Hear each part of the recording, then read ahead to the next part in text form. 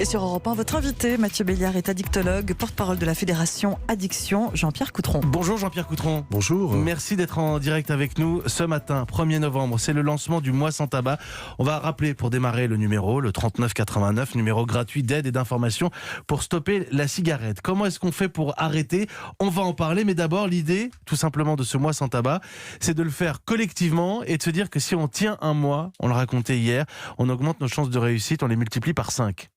Voilà, c'est une idée anglaise. J'entendais que vous parliez des Anglais Qui sont toujours dans l'Union Européenne. Voilà, qui sont toujours dans l'Union Européenne, qui vont jouer la finale, ainsi de suite.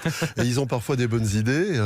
Et donc, c'est une proposition qui doit être très festive. Voilà, dans le mois sans tabac, on essaye à peu près tout ce qu'on peut essayer. On le fait ensemble. On se décourage pas. C'est l'idée. Et la deuxième idée, qui est intéressante, qui est que si on tient un mois, on a un pourcentage de chance que cet arrêt soit solide, qui est largement augmenté par rapport à d'autres durées d'arrêt. D'où l'idée d'avoir un peu joué sur cette proposition. On s'arrête pendant un mois et on essaye d'en bénéficier après. Et tous le même mois, tant qu'à faire. 242 579 inscrits en 2018.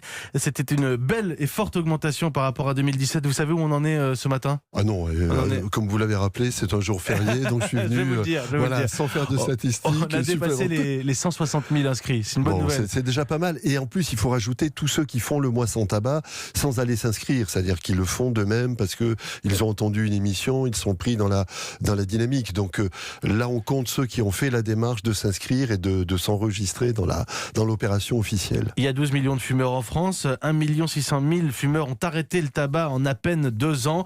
C'est encourageant. On va rappeler que le tabac, voilà pour quelques chiffres, mais on va rappeler, c'est essentiel que le tabac est responsable d'un mort sur 8 en France. Jean-Pierre Coutron, est-ce que tous les moyens sont bons ? Tous les moyens sont bons, voilà. Et moi, je suis un grand défenseur de la diversité des moyens. On est tous différents. Il faut jamais confondre dans une addiction le produit qui est le même et les personnes qui sont différentes et leur mode de vie qui sont différents. Donc effectivement, tous les moyens sont bons. Alors, on peut parler des substituts comme le patch et les chewing-gums, ça c'est les classiques ? Voilà, c'est les classiques, ils sont de plus en plus connus, ils participent d'un certain nombre d'arrêts, ils ont un avantage qui est que on continue d'avoir sa nicotine, puisque c'est des substituts nicotiniques, donc continue d'avoir sa nicotine. Ils ont un petit inconvénient pour certains, c'est que la nicotine n'arrive pas à la même vitesse que quand on fume, et que du coup l'écart entre l'état auquel je suis habitué et l'état que me donne le substitut fait que je me sens pas bien et peut parfois provoquer quelques rechutes. La e-cigarette, la vape. La vape. Alors moi je préfère la vape que la e-cigarette parce que la e-cigarette ça continue de faire croire qu'il y a du tabac alors que l'intérêt du vapotage c'est la même chose que les substituts nicotiniques mais un pas au-dessus. On a débarrassé le tabac et les substances négatives et on transporte la nicotine dans l'organisme par la technique du vapotage qui supprime le deuxième problème qui est la combustion, puisque la deuxième chose dangereuse c'est d'inhaler de la fumée. Et donc on a sa nicotine, mais on l'a plus vite, on l'a de façon plus intense et parfois même on peut garder l'habitude du petit hit au fond de la gorge qui rend ça plus confortable. Ce hit, c'est quoi ? C'est ce sentiment de chaud d'un coup quand on tire sur ce sentiment de chaud. Et puis c'est aussi le fait que la nicotine arrive plus vite et qu'on est plus vite équilibré.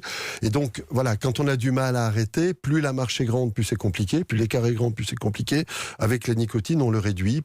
Ça peut avoir pour d'autres quelques craintes, on en parlera peut-être, c'est la peur que par le geste, mais ça, aucune. Pour vous, c'est secondaire. C'est-à-dire qu'on s'occupera ensuite d'arrêter les chewing-gums ou la cigarette électronique. Moi, j'étais un grand fumeur, donc je le disais à votre rédacteur en chef, je continue parfois de me souvenir que j'étais fumeur. J'adorais les Lucky Strike, voilà, pour donner une marque. Et je la tapais comme ça. Alors de temps en temps, je tape un crayon. Ça n'a jamais refait fumer. Les petits gestes. Voilà. Et mes collègues, quand je tape, savent que je suis en colère, mais ça m'a jamais fait refumer le geste. Voilà. Bon, parlons du prix un petit peu, Jean-Pierre Coutron. Juste, il y a des médicaments. Il y a aussi encore des médicaments. Oui. Et dans les médicaments, là aussi, il y a des progrès. D'où l'intérêt, quand on n'a pas trouvé chaussure à son pied, d'aller voir un tabacologue qui peut vous dire, vous avez cette piste-là, celle-là, celle-là. Voilà. C'est l'intérêt de consulter. C'est vrai, on peut le rappeler. On peut se faire aider. Il y a aussi